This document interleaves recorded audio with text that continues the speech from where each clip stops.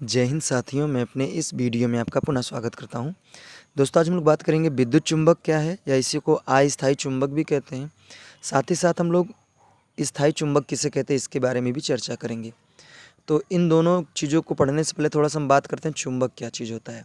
तो हम सामान्यतः ये जानते हैं कि जो चुंबक होता है एक ऐसा पदार्थ होता है जो क्या करता है, लोहे के छोटे छोटे टुकड़ों को अपनी ओर आकर्षित करने का काम करता है। तो उसे हम कहते हैं चुंबक। और चुंबक बेसिकली दो प्रकार का होता है, एक होता है प्राकृतिक चुंबक, दूसरा होता है स्थायी चुंबक, कृत्रिम चुंबक। तो प्राकृतिक चुंबक किसे कहते हैं? वे चुंबक जो प्रकृति से प्राप्त होते हैं, यानी प्रकृति द्वारा हमें प्राप्त होते हैं, उन्हें हम लोग प्राकृतिक चुंबक कहते हैं। एग्जाम्पल की बात करें तो मैग्नेटाइट का पत्थर। उसी तरह अगर बात करें हम कृत्रिम चुंबक की, तो कृत्रिम चुंबक की परिभाषा आप ऐसे दे सकते हैं कि ऐसे चुंबक जो इंसानी कलाकारी द्वारा बनाया गया यानी मानव निर्मित हो, उसे क्या कहते हैं? कृत्रिम चुंबक। और कृत्रिम चुंबक जो होते हैं ये बेसिकली दो प्रकार के होते हैं, एक होता है अस्थायी चुंबक और दूसरा होता है स्थायी चुंबक। तो बेसिकली आज हम लोग कृत्रिम चुंबक के बारे में चर्चा करने वाले हैं। तो चलिए आइए शुरू करते हैं। तो पहले हम लोग बात करेंगे विद्युत चुंबक के बारे में। तो विद्युत चुंबक को ही हम लोग क्या कहते हैं? अस्थायी चुंबक कहते हैं। अगर हम बात करें इसकी परिभाषा की, तो विद्युत चुंबक या अस्थायी चुंबक की परिभाषा ये है कि लौह चुंबकीय पदार्थों से बनाए गए वे चुंबक जो अल्प समय के लिए अपने अंदर चुंबकत्व का गुण धारण करते हैं। अर्थात कहने का ये है कि वे चुंबक जिनके अंदर चुंबकीय गुण जो होता है बहुत ही क्षण भर के लिए होता है, यानी थोड़े समय के लिए अगर उनके अंदर चुंबकीय गुण होता है, तो ऐसे चुंबक को हम लोग कहते हैं अस्थायी चुंबक या इसी को कहते हैं विद्युत चुंबक। अब देखिए इसका नाम विद्युत चुंबक इसलिए पड़ा है क्योंकि ये बिजली से बनाया जाता है। इसमें होता क्या है कि इसमें एक चुंबकीय पदार्थ लेते हैं और इस चुंबकीय पदार्थ में क्या करते हैं, चालक तार को लपेट देते हैं और लपेटने के बाद इसमें क्या करते हैं, करंट को फ्लो कराते हैं। तो करंट को फ्लो कराने के बाद क्या होता है, इसमें जब करंट फ्लो करती है तो आपने पढ़ा है ओस्टोड के नियम में कि जब किसी तार के अंदर जब किसी तार के अंदर करंट फ्लो करती है तो चारों तरफ क्या करने लगता है, चुंबकीय क्षेत्र उत्पन्न करने लगता है। तो जब यहाँ से चुंबकीय क्षेत्र उत्पन्न होने लगेगा तो आपने चुंबकीय प्रेरण में ही पढ़ा होता कि अगर किसी चुंबकीय क्षेत्र में कोई लौह चुंबकीय पदार्थ रख दिया जाता है तो वो क्या होता है, चुंबकित हो जाता है, अर्थात उसके अंदर चुंबक वाला गुण आ जाता है। तो जब इसके अंदर से जब ये चुंबकीय बल रेखाएं निकलेंगी तो इसी चुंबकीय बल रेखाओं में ये जो हमने पदार्थ रखा है ये उसी के संपर्क में आने से क्या होता है, इसके अंदर भी चुंबक का गुण आ जाता है। तो इसलिए यहाँ पे जो चुंबक बना है दरअसल ये बिजली के द्वारा बना है, इसलिए इसे हम विद्युत चुंबक भी कहते हैं। और इसका नाम अस्थायी इसलिए पड़ा है क्योंकि जब तक इसके अंदर कुंडली के अंदर करंट फ्लो करती है तब तक इसके अंदर चुंबकीय गुण होता है, और जैसे ही मतलब करंट फ्लो करना बंद हो जाती है यानी करंट जाना बंद हो जाती है तो इसके अंदर चुंबकीय गुण समाप्त हो जाता है, लगभग समाप्त हो जाता है। तो इसलिए इसे हम अस्थायी चुंबक कह सकते हैं।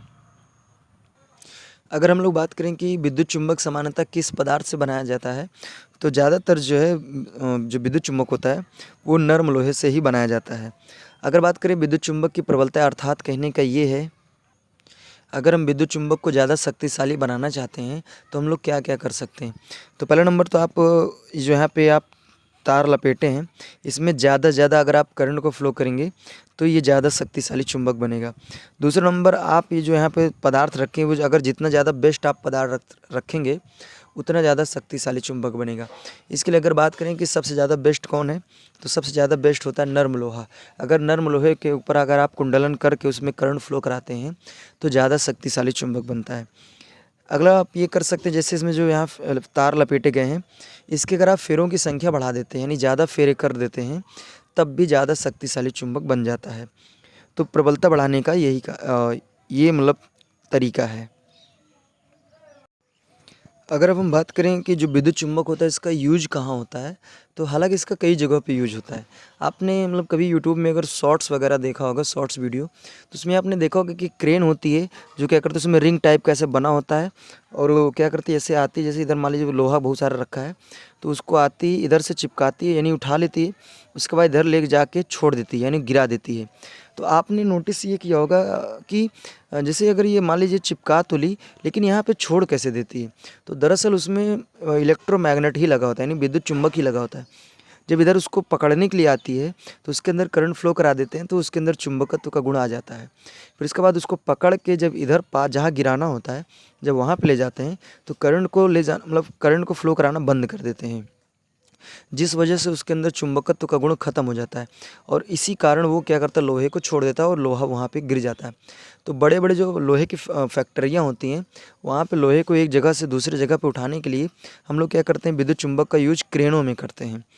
अगला नंबर ये है कि जैसे शरीर में अगर कोई लौह पदार्थ अगर मान लीजिए खाने के दौरान या फिर किसी कारण आपके पेट के अंदर या शरीर के अंदर चला जाता है, तो उसको भी निकालने के लिए हम लोग क्या करते हैं, विद्युत चुंबक का यूज करते हैं। और इसका जो आप लोग जनरेटर जनित्र जिसको कहते हैं, परिणामित्र अर्थात ट्रांसफार्मर जिसे कहते हैं, उसमें भी हम लोग क्या करते हैं, विद्युत चुंबक का यूज करते हैं। तो उम्मीद करूँगा हमारी बातें यहाँ तक आपको क्लियरली समझ में आ गई होगी।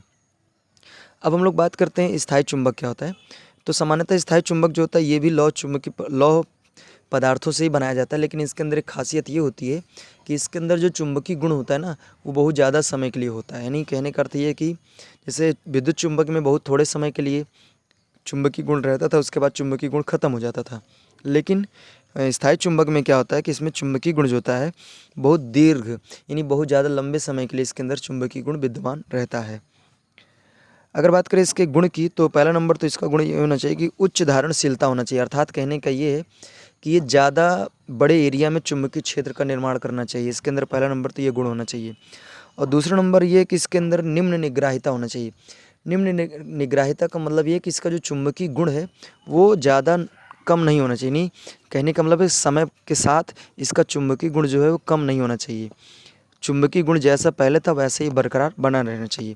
तो इसके अंदर निम्न निग्राहिता होनी चाहिए। अगर बात करें कि स्थायी चुंबक बनाया किसे जाता है, तो सामान्यतः स्थायी चुंबक जो होता है टिकोनॉल और एल्कीनो की मिश्र धातुओं से इसे क्या किया जाता है, बनाया जाता है।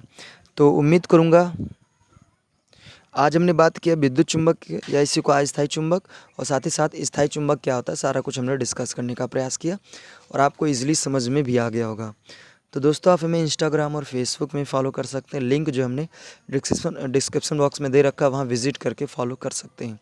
तो दोस्तों अब हमें दीजिए इजाज़त, इसी तरह मिलेंगे अगली वीडियो में। तब तक के लिए जय हिंद, वंदे मातरम।